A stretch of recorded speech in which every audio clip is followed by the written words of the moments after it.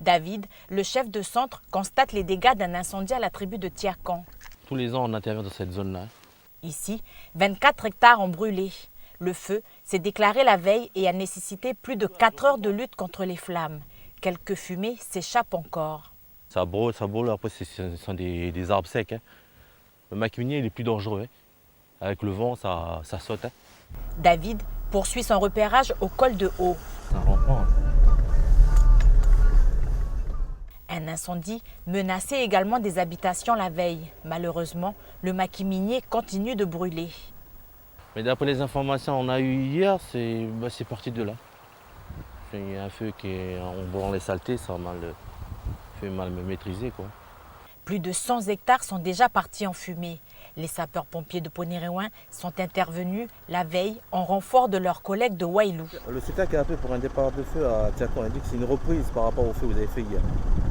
Des feux non maîtrisés, c'est la cause de la majorité des incendies. En 2 heures, David a reçu 4 appels pour des départs de feu sur la commune. Je demande à un des chauffeurs de faire une reconnaissance au niveau de la tribu de Mono. Ils ont dit qu'il y a un départ de feu là. Alors que nous quittons le col de Haut, nous voyons des fumées au loin. Un feu est bien en train d'évoluer à la tribu de Monéo. 3 pompiers sont déjà sur place pour sécuriser des habitations à l'aide de gilets porte d'eau.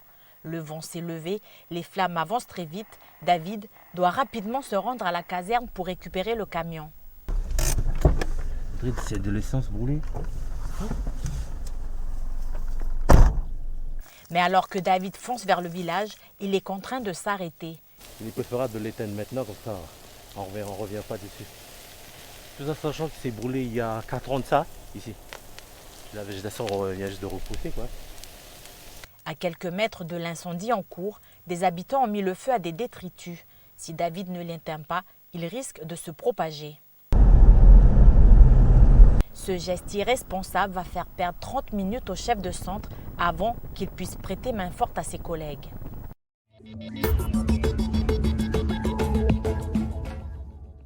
CFM, on départ pour SDS à Monéo. David a récupéré le camion et fonce maintenant sur Monéo, situé à plus de 20 km de la caserne. Sur le chemin, il reçoit plusieurs appels pour d'autres départs de feu. Au téléphone, les gens sont paniqués. À l'heure actuelle, il est à combien de mètres de la route? Et c'est la première fois quand des gens m'appellent comme ça, qui sont paniquants, quoi. D'habitude, ils sont compréhensibles et on leur dit on est là, après on arrive après. À l'heure actuelle, nous sommes sur un autre feu et là, il y a des maisons qui vont en brûler là. À Monéo, les 3 pompiers déjà sur place sont rejoints par 2 collègues équipés d'un véhicule. Grâce au 4x4 et sa réserve d'eau, ils peuvent rapidement sécuriser quelques habitations. Ce jour-là, le niveau de risque d'incendie sur la commune est extrême. Il faut agir rapidement. Le 4x4 a épuisé sa réserve d'eau et l'arrivée du camion est essentielle.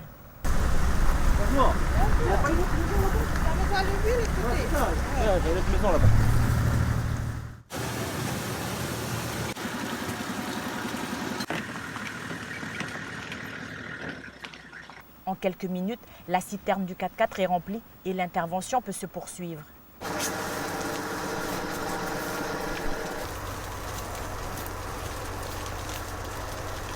Après 3 heures de lutte, plusieurs habitations ont été sécurisées. Malheureusement, avec le peu de moyens à leur disposition, les sapeurs-pompiers ne peuvent rien faire d'autre que de laisser le feu évoluer. C'est par un accident, madame. Quand il y a une maison plus bas, là, ils ont brûlé les saletés et puis c'est parti. On a fait l'essentiel. Les maisons sont protégées, c'est bon. Allez. Les soldats sont épuisés. Là, pour l'instant, la priorité, c'est de rentrer, de boire, manger. Non, ça y est, c'est bon. On a protégé les maisons. Ça, on va aller manger. Retour vers la caserne pour une courte pause déjeuner, mais avant, il faut reconditionner le matériel.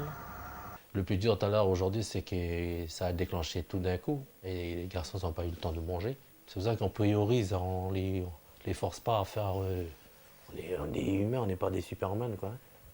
Les restrictions sanitaires sont aussi valables à la caserne où chaque jour ils sont 5 à 6 pompiers à y vivre. Les masques ne sont pas portés au moment du repas, mais la distanciation sociale est respectée malgré la promiscuité des locaux. Et puis le feu, il est vers où? Enfin, c'est tout près du bassin. Après 1 heure de pause, une équipe retourne sur Moneo, tandis qu'une autre s'en va dans le sens opposé. Les soldats du feu sont loin d'avoir terminé.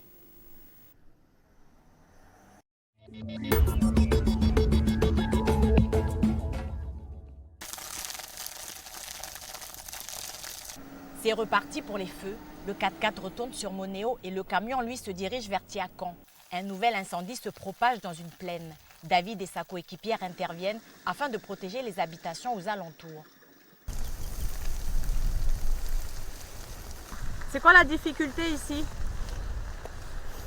C'est juste pour le vent. C'est pour ça que je suis rentré directement face au vent. Pour pouvoir passer derrière, pour pouvoir éteindre en sécurité. Là, on va retirer sur la grande route pour en éteindre la tête du feu. Pour bien faire une reconnaissance par rapport aux autres maisons qui sont basses, qui ne sont pas impactées.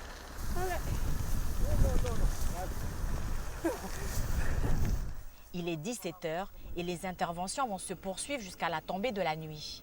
Pendant que les pompiers sont sur le front, Annie-Claude garde la boutique. Non, il y a une intervention. Elle est stationnaire et a pour rôle de faire partir en intervention les véhicules de la caserne, de noter leurs horaires et leurs transmissions radio.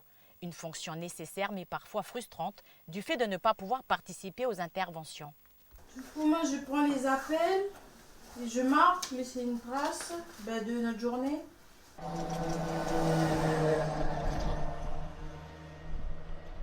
Il est près de 21h quand l'ensemble des équipes rentrent à la caserne. Déchargement du matériel, reconditionnement des réserves d'eau et lavage de mains avant d'entrer dans les locaux. Désinfecter, bien sûr, désinfecter surtout. Les sapeurs-pompiers rentrent épuisés. Ils sont intervenus sur 6 incendies sur 8 déclarés dans la journée. On n'a jamais eu autant de feux comme ça dans la journée. Hein. C'est de l'inconscience. Hein. La plupart des feux, c'est de l'inconscience. Hein. On n'a pas fait exprès, voilà. Des gestes irresponsables qui ont fait disparaître plus de 200 hectares de végétation en une journée. Une catastrophe pour la commune de Ponériouin qui brûle depuis 2 mois. Il faut que les gens ils se disent que nous, on se met aussi en danger quand on va sur les interventions de feu, surtout ça. Nous, on a des familles par derrière. Il faut qu'ils comprennent que nous, là, on n'est pas des super-héros. On essaie de faire au mieux pour leur protection et aussi pour nous aussi. Ici, c'est la chambre des filles. Et puis là, c'est la chambre des garçons. Puis comme là, ce soir, c'est mon équipe. Je suis la seule fille. Moi, je dors toute seule. Et puis là, les garçons, ils sont ce soir. Vous arrivez à respecter la distanciation malgré que les locaux soient petits? Oui, on arrive. Même si on est beaucoup ou pas beaucoup, des fois, on arrive à faire les gestes barrières. Avec des locaux aussi petits, un roulement pour manger est mis en place pour respecter les règles sanitaires. C'est dur de ne pas manger avec tout le monde? Oui. Je vois pas qu'on est éloigné comme ça. Il est presque minuit, le temps d'aller se reposer car tout peut arriver dans la soirée. La nuit sera-t-elle calme ou mouvementée? Réponse demain soir.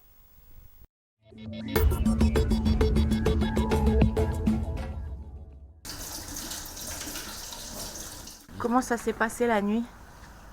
Bien, un peu de fatigue, quoi. On a dormi comme dit. Pas d'intervention? Non, c'est bon.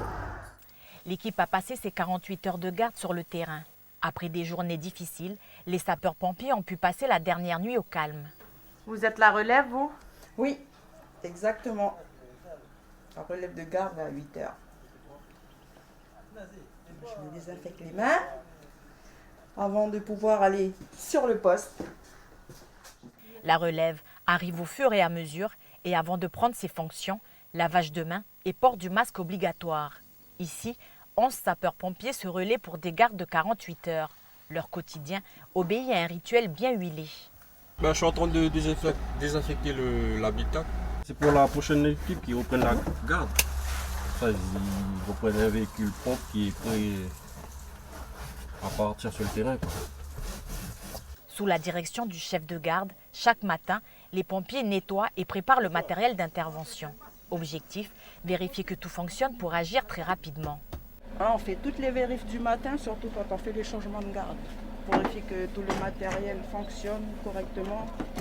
Voilà, avant d'aller sur Inter, au cas où.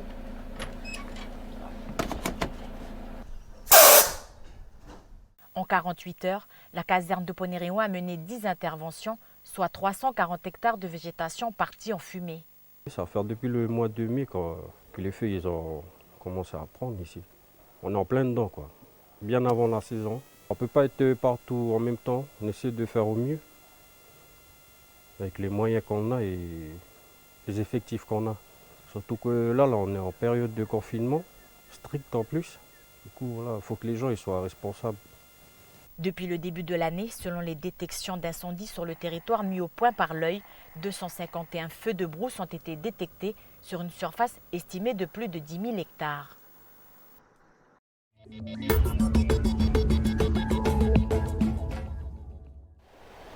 Et c'est dans cette tribu-là qu'on a plus de problèmes d'eau. Hein. Peut-être c'est dû à la baisse des niveaux des captages à nous.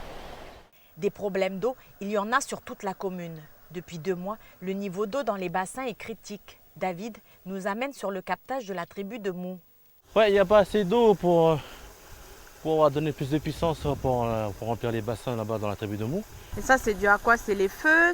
Un peu de tout, le feu, le changement de climat, la sécheresse qui arrive au pays, quoi. La ressource en eau se tarit de plus en plus. Dans certaines zones, les sapeurs-pompiers sont même chargés d'alimenter les habitations. D'habitude, c'est le mois prochain qu'on a plus de problèmes d'eau ici sur la commune. On n'a pas beaucoup de pluie depuis un moment. Quoi. Ça fait 2-3 mois qu'on n'a pas beaucoup de pluie ici. Depuis le mois de juin, l'Observatoire de l'environnement Nouvelle-Calédonie constate une augmentation des incendies sur le pays. Un phénomène qui ne risque pas de ralentir. Sur la commune de Ponériouin, plus de 400 hectares ont brûlé rien que pour la première semaine de confinement. C'était prévisible, hein. On a toutes nos populations, notamment dans les tribus, dans nos vallées, qui sont dans les champs. Forcément, les brûlis vont continuer, ils vont aller crescendo, au moins pendant les 2 premières semaines de confinement strict. Chaque jour, durant la saison des feux, la sécurité civile et Météo Nouvelle-Calédonie diffusent une carte de prévision des risques de feux de forêt qui permet d'en définir son usage. Il est aujourd'hui très recommandé, puisqu'on a un arrêté pour ça aussi, de ne pas utiliser le feu comme moyen de débroussailler, comme moyen de nettoyer, comme moyen de préparation de nos champs. Le Caillou devrait encore une fois cette année être sous l'effet du phénomène de la Niña dès le mois de septembre, ce qui pourrait ralentir les incendies. Selon l'œil, plus de 10 000 hectares seraient déjà partis en fumée depuis le début de l'année.